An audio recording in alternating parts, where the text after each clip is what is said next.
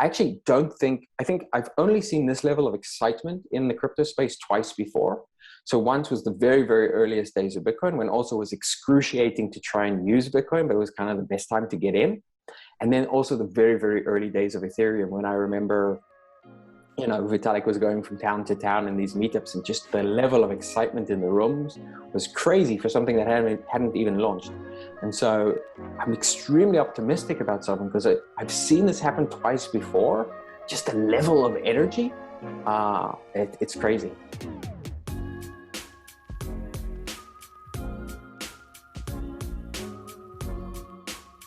Hey, welcome back everybody to Altcoin Daily. My name's Austin, here with Aaron, and very excited to speak to special guest today, Yago, who's an early contributor to Sovryn, which is bringing DeFi to Bitcoin. Yago, how's it going? Hey guys, absolutely a pleasure to be with you guys. Looking forward to it. For sure. And I'm excited, number one, because we've seen all this DeFi grow on the Ethereum ecosystem and on other, Cardano, Solana, all that money flow into those ecosystems. And you guys are spearheading the charge for building this DeFi infrastructure on Bitcoin. So I want to get to that, but first, just big picture, what's your background and how'd you get involved with crypto? Yeah, so my background, sort of from an academic and business perspective, is I was a neuroscientist. I worked on neural networks, and I read the Satoshi white paper in 2011 because I was reading stuff in network science. So I came across it by mistake, and it blew my mind. So part of my background is I grew up in South Africa, which was, apartheid South Africa at the time.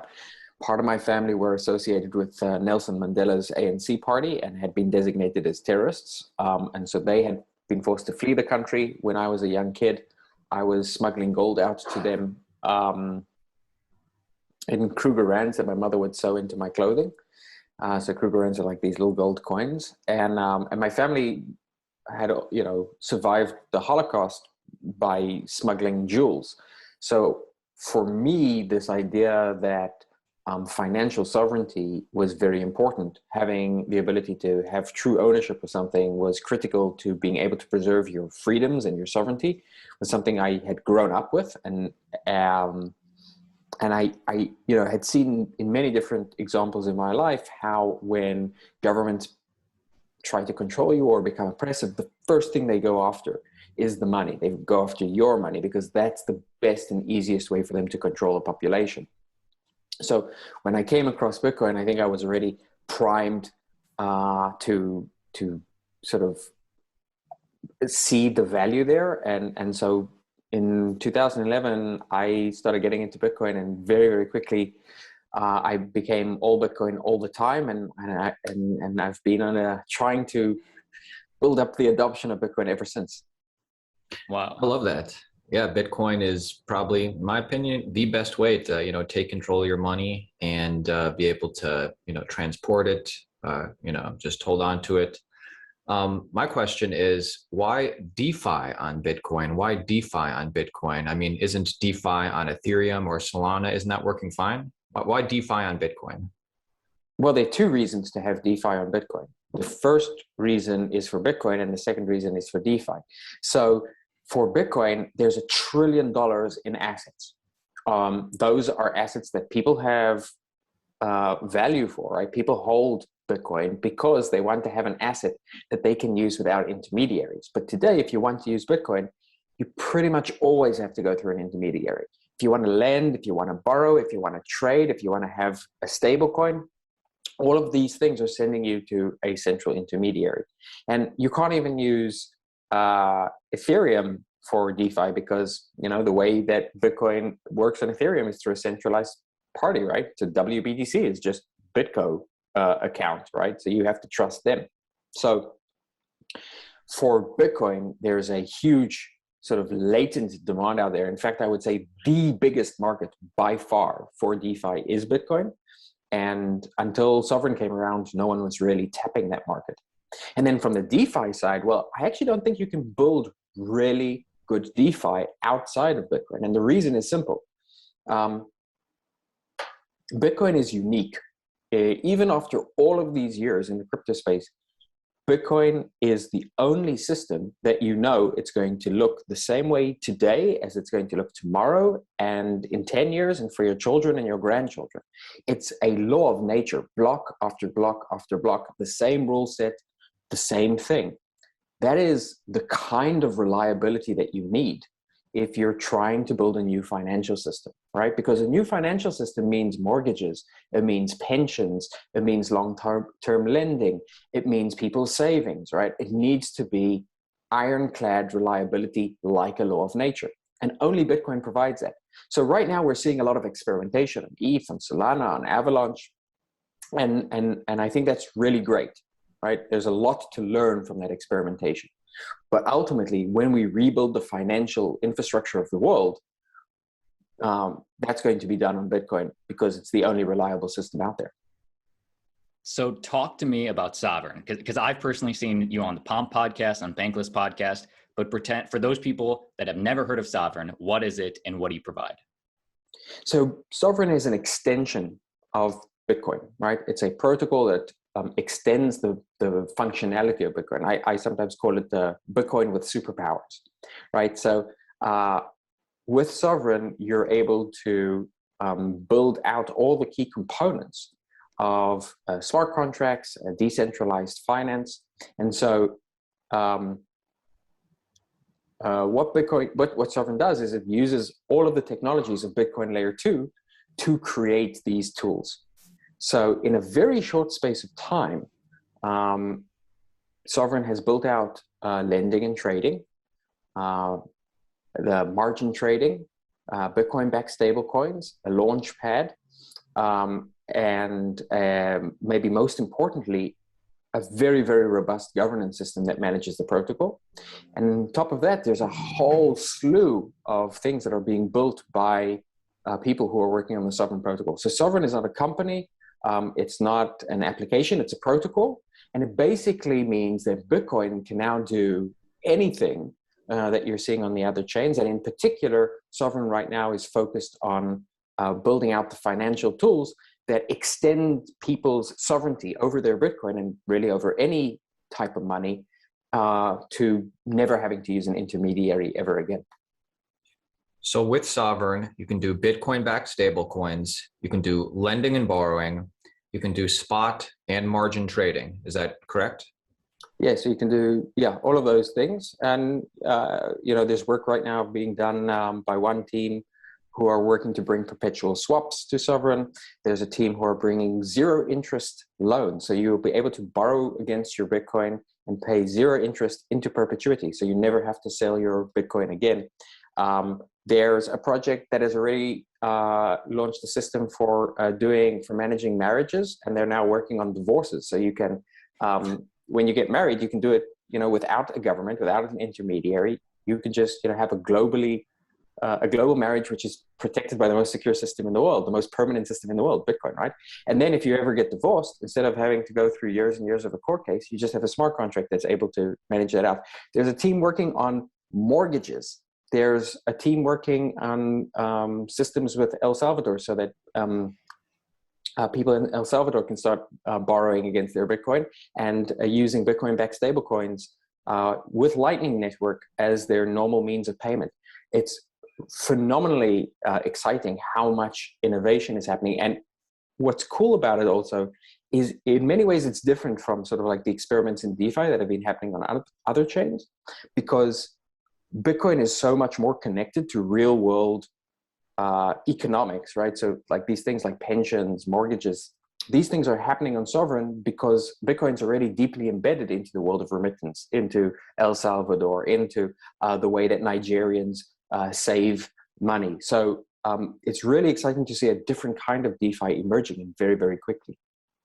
Interesting. I'd love for you to go further on that, because for the average person, they're just going to care about ease of use, I would assume, if they're not into crypto. So Bitcoin's embedded in a lot of these places around the world. Could you just speak a little bit more on why somebody might choose lending and borrowing on Sovryn as opposed to on an other protocol? Well, I mean, so for example, with El Salvador, the reason is obvious, right? So El Salvador have chosen Bitcoin as legal tender in their country. And there's a reason they chose Bitcoin, right? They weren't going to choose Ethereum. They weren't going to choose Sol, because Ethereum is constantly changing, is actively managed by an unclear group of people, and is about to go through this massive upgrade, right? So it's a technology. It's a very cool technological platform, but as an institution, right, as a system for delivering sound money, that's really not what Ethereum has gone after. And so, large institutions, companies, when they put their treasury money, and countries, when they choose to be sovereign themselves or to enhance their own sovereignty, they choose Bitcoin. So if you want to have a decentralized financial system where the people of El Salvador can have access to, you guys could be able to lend them money, right? Or they could have access to a system which is going to allow them to get a mortgage on a house where usually they wouldn't be able to because they're unbanked. You're going to need a system which is not only connected to Bitcoin, but is also backed and based on the reliability of Bitcoin. And so I think for that reason, it's something that really only Sovryn right now is providing. And I always like to say, Bitcoin is our best shot to truly separate money from state, just because it's the most censorship resistant, it's the most decentralized. Obviously, a critique from maybe an outsider would be it's slow, but you guys are building on a side chain, correct? Can you talk about the trade-offs or the side chain or your plan? So Sovryn basically is like an operating system for Bitcoin layer 2. So it combines all of the different layers. So most of the smart contracts are going to be built, and currently are built on Rootstock, which is a side chain of Bitcoin. It's got, it's kind of like if you took the technology of Ethereum and ported it to Bitcoin and you'd like get the best of both worlds. That's what Rootstock is. So Rootstock is EVM compatible. You can use, and you can even port Ethereum type contracts. It's got 30-second block speeds. You can do rollups. You can do zero knowledge proofs. So that's Rootstock. And then also on the transaction side, we're integrating Lightning Network, right? So you can use that for payments, and that's basically got infinite scale. So people say that Bitcoin isn't scalable or that it's slow, but I think, again, that's looking at it through the wrong frame of reference. That's looking at it through the reference of like, as if the layer 1 was the technology, and as if the technology was what was important. So technology is always built out in layers. And Bitcoin is actually probably the most scalable blockchain, because what it's done is it said we're going to be very, very precise in the layers that we build, right? So the Bitcoin layer 1, the Bitcoin main chain, is very, very good at just acting as a settlement layer. It's the best settlement layer because it's so reliable. Lightning is really, really good because it's got infinite scale. Rootstock is really, really good because it's secured by Bitcoin proof of work, but can do smart contracts. I think that's the way that you build technology, which is scalable. And Bitcoin is also extremely scalable in another way, which most people don't seem to talk about, but I think is really important. Bitcoin scalability is not about technology, it's about sovereignty, right? So Bitcoin is scalable sovereignty. Individuals get Bitcoin because they want to be sovereign. They want to have control over their own destiny and their finances. Companies get Bitcoin because they want to be sovereign. They want to have control over their treasury and their financial future, right? So if you think about Michael Saylor, that's what he keeps saying. If you think about why Tesla bought Bitcoin, it's exactly for that reason. And now countries are buying Bitcoin for exactly the same reason, right? It's so that they are less reliant on the dollar, less reliant on the US, can less be pressured by the World Bank. So that's a phenomenal thing, right? There's this tool that provides sovereignty from the level of the individual all the way up to nation states. That's scalability. I love that. Everybody in the audience, I'm curious to know what you're thinking. I think if you appreciate this kind of interview, hit the like button because Yago is certainly providing some great alpha here. This might go without saying, but with Sovryn, you keep control of your keys? Yes. So you can't have DeFi if you're not controlling your keys, right? So Sovryn, you never need to register like your name or anything. It's not like an exchange. Well, it feels like an exchange, right? So I think, the devs who are working on the reference implementation, the front end. So if you go to SOVRYN, Sovryn.app, Sovryn.app, you can see the front end, and you can click into the app, and you can connect your wallet. And it's not perfect. The system's only been out for about 5 months, and there's constant iteration. But you'll see how much stuff is being built, and that's all being built by different teams and by the core team. And you'll probably have an experience which is more similar to a centralized exchange than maybe any other DeFi system. And that's on purpose, because Sovryn is not really competing with DeFi on Ethereum or Solana. Sovryn is competing with centralized finance as a concept, in just the same way that Bitcoin is competing with centralized money as a concept. And so the idea is to try and make this we're not quite there yet, but to make this as approachable for ordinary people as a centralized service. And in many ways, it's better than a centralized service, even for the average user, because you don't have to register, you don't have KYC, you just click and you're in, and you don't give up your funds. You basically have the funds in your wallet, and you spend them or use them or transact with them as you want. So I think it's ultimately going to be the most frictionless experience that users can have.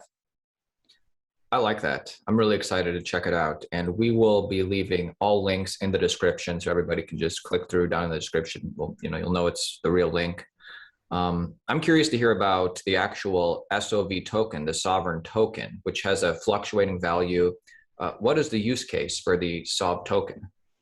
So you never need to use SOV to use the Sovryn platform, right? The protocol is permissionless. Anyone can use it at any time. And the base asset is Bitcoin, but you can have stable coins, you can have ETH, there's BNB even on the system. So why is there another token? And the reason there's another token is because when you are building a decentralized system, what you're really building is a rule set, right? You're building the rules of the road for the people who are going to be using the system.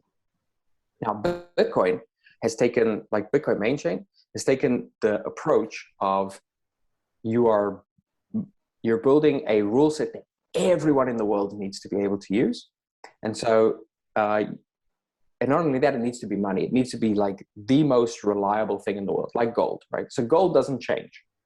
And so Bitcoin doesn't change. And so you have this very, very simple rule set. Now, on top of gold, hundreds of years ago, people started building the financial system, right? The financial system has more rules, has more things that it needs to be able to do. And so Sovryn, which is building its financial system, needs to have more rules. And those need to be able to change more frequently. So there needs to be a way of coming to consensus around how those rules are going to work. And maybe I'll take a step back here for a second and say something about sort of, I think maybe the biggest thing I think people are missing in the crypto space, right? So I think most people have been looking at the crypto space through the lens of technology, right? We've been trained over 20 years of tech investing, right? That you invest in tech networks like Twitter or Facebook, and you make a lot of money. And so that's the lens that people look at Bitcoin and crypto is sort of like a continuation of the internet. But the systems that we're building are not tech products. They're social institutions. Money is a social institution. Finance is a social institution. These are not technologies. These are rule sets. And I'll go a step further. The key innovation in Bitcoin and in the entire crypto space is actually really, really simple. People say it's all kinds of things. Like Ethereum, I talked about a world computer, and Bitcoiners, I think, are frequently just as confused. They talk about like digital gold, right? Use all of these metaphors. But actually, there's just one really basic thing which Bitcoin invented, which is digital property rights. And that's really important to understand, because up until now, for the last 5,000 years of human history, the only way that you could protect your property was through violence, right? Either you had to have like a gun or a club, or you had to rely on the police or a government, and you kind of pay them protection money. And so all law has relied on borders and violence. But we're living in a digital age now. Borders don't make sense, and violence can't be applied at a distance. So what we need for a global digital world is a global digital type of law. And that's what basically Bitcoin invented. The implications of changing our entire property rights, legal structure are very, very narrow, right? I mean, we're not building, world computers here. We're building institutions. And so I think that's the lens that you have to look at the entire crypto space as. Even as an investor, you have to invest saying, what are the institutions that are going to last and stand the test of time? And that's really why Bitcoin is so different from other things, and why I think DeFi built on Bitcoin is different, because it's designed to stand the test of time as an institution. So, yeah. Well, I was just going to, and so the SOV token is a governance token. And what you're saying is it allows the community then to set those guidelines instead of one centralized entity. Right. But it's very careful about how it does it. Right. So it's not just one token, one vote. And the reason is, if you have one token, one vote, you expose the system to malicious manipulation. So for example, I could go and borrow a whole bunch of tokens, vote on something, vote on giving me a whole bunch of money, return the tokens, didn't cost me anything, right? I can manipulate the system. The other thing that you have to pay attention to is the incentives, right? So for example, Uni token, right? People can vote all day long, but they don't get anything for voting. And so participation is quite low. The incentives to participate or to think carefully about how you're going to do it are quite low. With SOV token, the way the system is designed is you kind of have to mine the right to vote. What does that mean? You have to lock up the SOV token to be able to vote. You give up liquidity. But the longer you lock it up for, the more voting power you get. Now, this does two things. First of all, it means that even small token holders can have more power by locking their tokens up for longer. Second, it forces everyone to have a very, very long-term view, right? So it forces long-term thinking for the entire system. And three, it protects the system from short-term attacks. And then the incentive system is also aligned around long-term thinking, because the longer you're locking your token up for, the more revenue you earn from the system. So it's sort of a way of, instead of becoming a landlord, right, where you don't have to, you just got a bunch of tokens and you can vote with them and you can decide things. It's kind of like Bitcoin mining. You actually have to constantly work, constantly spend in order to participate in the governance. So you become a service provider instead of sort of like a land baron. Interesting. Very interesting. I like that. That. What is the biggest challenge in the short term for Sovryn? Is it onboarding users, or what would you say is the biggest challenge? Yeah, so I think right now Sovryn is, it's a new protocol. It's got a lot of, kinks to work out. And so it's not the easiest thing to use. It's sometimes got, especially on the UI, it's not always the easiest thing to understand. And so I think it's going to be a little bit of time before it really becomes easy to onboard everyone. But the rate at which it's improving is remarkable. I don't think I've ever seen anything, certainly not in the decentralized space, improve at this rate, right? So I remember using it a few months ago, like 5 months ago. It was basically unusable. And now you can go check it out for yourself. It's like, it's starting to feel like a centralized service. So that's definitely like the biggest challenge. That said, usage is constantly growing. It turns out that it's a really, really sticky protocol. So we can see that addresses that interact with it tend to continue interacting with it at very, very high rates.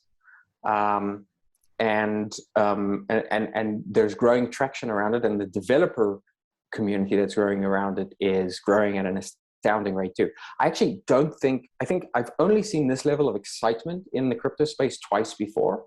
So once was the very, very earliest days of Bitcoin, when also was excruciating to try and use Bitcoin, but it was kind of the best time to get in. And then also the very, very early days of Ethereum, when I remember, Vitalik was going from town to town in these meetups, and just the level of excitement in the rooms was crazy for something that hadn't even launched. And so I'm extremely optimistic about Sovryn, because I've seen this happen twice before. Just the level of energy, it's crazy. And let me ask you this: what does success look like for Sovryn then in 5 years? the bull case? What does that look like? Well, I think the first thing that Sovryn's going to probably be doing is bringing that $1 trillion of assets, which in 5 years I think is going to be like $10 trillion of Bitcoin assets. We've been seeing the amount of Bitcoin as a percentage on centralized exchanges dropping now for over 1.5 years. We've seen Celsius sort of get attacked by the SEC, Coinbase get attacked by the SEC, all of the big lending platforms are being forced to shut down. And, Bybit have pulled out of South Korea. I think what's going to happen is people are going to realize that they can't use decentralized services with reliability. And we're already starting to see that migration. So we've got a lot of people who are using Sovryn who tell us, yeah, I was using BitMEX, right? And they got indicted, and I don't want to have my funds there anymore, right? So I think that's going to be step one. At the same time, there's sort of like a current building out these tools, which we really haven't seen DeFi tackle before. So there's a project which I think maybe even within the coming year is going to start offering like long-term pensions for people in Central America who can't rely on their government. So they can't invest in a pension, but now because it's controlled by a smart contract, they can. I think very soon we're likely to start seeing things happening in El Salvador. I think, we're starting to see, there's a team from Nigeria who are working on fiat off-ramps for Africa, for remittance. So I think there's going to be a lot of like real world use cases that are also going to be happening. And it's kind of going to be the same thing as what we saw with Bitcoin's growth, right? So it's like a lot of like the Bitcoin industry growing. And at the same time, remittance and other types of sort of use cases that are just real world use cases growing in parallel. Very cool. It's very exciting. Again, I encourage everybody to follow up with Sovryn. Check the links in the description below. Follow Yago on Twitter. We'll leave the links to all that stuff. I think, you answered a lot of my questions. We just have probably a few more big picture type questions that I think a lot of people in our audience are curious about. The first one, you kind of mentioned this, the US SEC seems to be circling cryptocurrency. The sharks are circling. Yeah. Is regulation good for crypto? Do you think regulatory clarity would bring, massive amounts of institutional money into crypto, or what do you think about regulations in general? Sometimes people say that countries will ban Bitcoin. I think what's really going to happen is that Bitcoin is going to ban countries. So I think that the current state in it, the way it is now, is basically a relic of the industrial age, right? And we feel it all the time, right? Like what's happening with COVID now, right? What happened in 2008, the lack of trust that everyone has in their government, the polarization, the fact that left and right-wing politics just sound so irrelevant to our lives, right? On every single level, they're failing, right? Our institutions are failing. Can't deal with COVID, can't deal with global warming, can't deal with financial crises. Like, what's going on? And what's going on is that our institutions are just simply not designed for a digital globalized world, and that's what we live in right now. So I think it's inevitable that that entire system is going to be replaced or at least augmented by the new institutions that we're building in the crypto space. Institutions like Bitcoin, like Sovryn, and additional things that are being worked on. And I think that we don't need to be scared about regulation because the harder they squeeze, the faster this is going to happen. And the reason is, like, let's say, they put out, central bank digital currencies, right? CBDCs, right? And people are going to have this immediate thing where they'll be able to say, oh, wow, like this is surveillance money and this is free money, right? Right now they've got cash. Imagine they get rid of cash, right? Everyone's going to need crypto. And then if they try to get crypto, it's only going to make people realize more that they need the crypto. Institutions are all global right now. If the US says you can't invest in, US corporations, we know, like, how much corporate tax do they pay? 0, right? We all know that US corporations pay 0 tax because they just offshore. If the regulations say that US corporations can't hold Bitcoin, they'll just offshore. The world doesn't work with borders anymore. Every major significant player, right? The corporates, the NGOs, and ourselves, just like now, we can work remotely from wherever, live in a post-border world. So the harder they squeeze, the faster it's going to accelerate the process. And, this process is, it sounds like such a big thing, like such a mad idea that we're going to replace big parts of our institutions, right? But think about it this way. It took 12 years, only 12 years for us to go from zero to nation state with Bitcoin. Think about what the next 12 years are going to bring, because the whole thing is accelerating. And as this, I totally agree with you that it's going to, one, it's inevitable, especially if you're in the US, the harder they squeeze, the faster this will get done. But as they're augmenting this regulation or it's changing, if you had like one message for Gary Gensler, as somebody who's been in this space for a while, what would you tell him? I think I have a very simple message for him, which is this. For the last 20 years, we've had the internet. Everyone thought that the internet was going to create phenomenal productivity growth. It was going to increase this rate at which the economy grew, because every single corporation, every single person was now connected to each other. They had digital access and access to information. And what did we see? For the last 20 years, we've seen stagnation. This is really weird. Why did this happen? And I think there's a really simple reason. The reason is that we had 21st century technology, the internet, but it was married to Iron Age institutions. There is no private property on the internet. You are a serf in a feudal system, right? Your emperor is Mark Zuckerberg or, Jeff Bezos. They control you. The person who owns the servers owns everything. You don't have private property. Now, private property, and any US citizen, right, knows this. Private property is the source of prosperity. It's what incentivizes people to work. It's what creates innovation. It's what drives people and corporations to grow, and it does that by giving people the assurance that what they create they'll get to keep, right? So we had this 21st century amazing technology, the internet, but we tied it to the economic policy of the Soviet Union, and so instead of taking us forwards, it took us backwards. Now we have digital property rights on the internet, right? So we now have this 21st century technology, which is an infinite frontier, right? And we have the property rights to go with it. We've already seen what that does. In just 10 years, we created a $2 trillion industry out of nothing. We are entering into the greatest period of wealth creation that human beings have ever seen. The people who are watching, Altcoin Daily are getting a once in 1,000 lifetimes opportunity to invest in a point in time when you have an infinite frontier and a new type of protecting property. These things don't happen ever, right? So we're going to see hundreds of trillions of dollars worth of wealth created over the next 10, 15 years, right? There's never been an opportunity like this. So all I would say to Gary is, do you want to be part of this or not? It's inevitable. I love that. And I totally agree at that long-term perspective. This train is rolling, it's happening. Just a fun question now that we like to ask all our guests.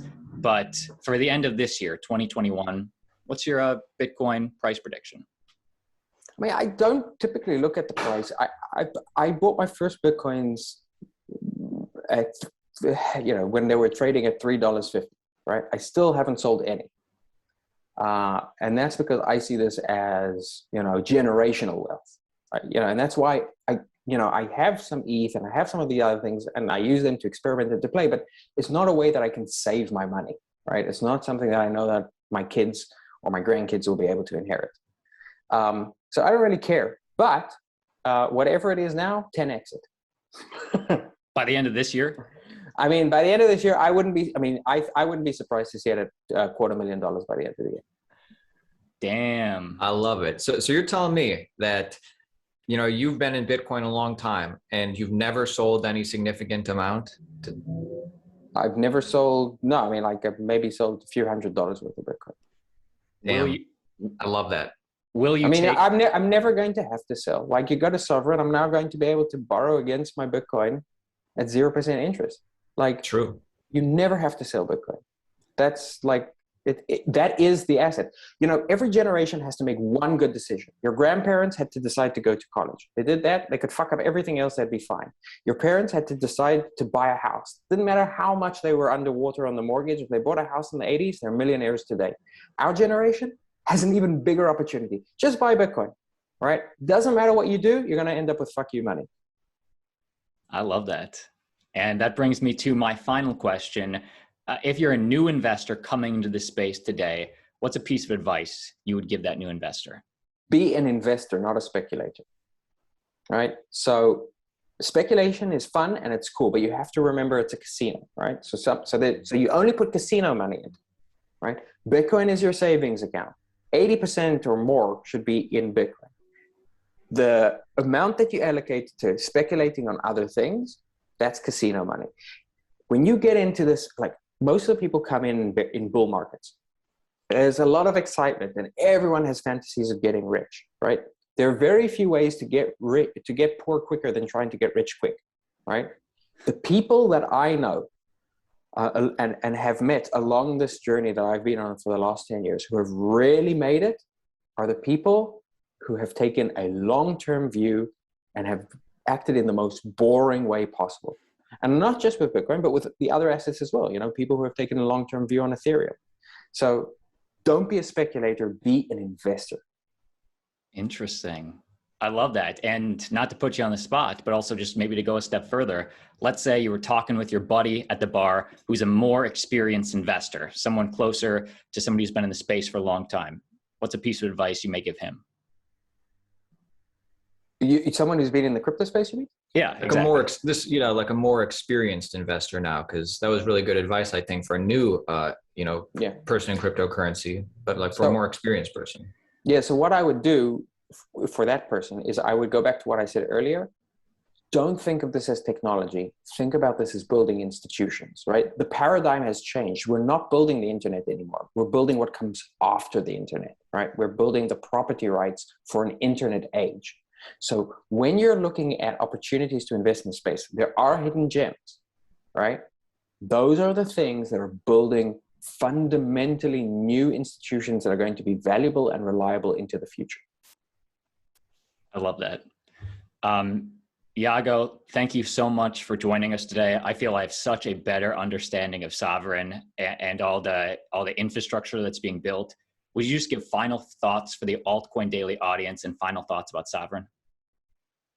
Yeah, so I would say this. The great thing about Bitcoin, the genius, or one of the many genius things that Satoshi did, right, is that it's a get-free scheme dressed up as a get-rich-quick scheme, right? So get rich. But the real thing here, the real valuable thing is to become sovereign, is to become the master of your own destiny, to be able to help yourself, your family, and the people close to you achieve what they want to achieve. So at the end of the day, I think the real opportunity here is to stay sovereign. Hell yeah. Everybody needs to check out Sovryn, check out the user interface, try it out for yourself. If you want to, do that. I think it's an awesome product. Follow Yago on Twitter, and we'll be keeping our audience updated on Sovryn for sure. Thanks for coming on today, Yago. Thanks for having me. It's been awesome.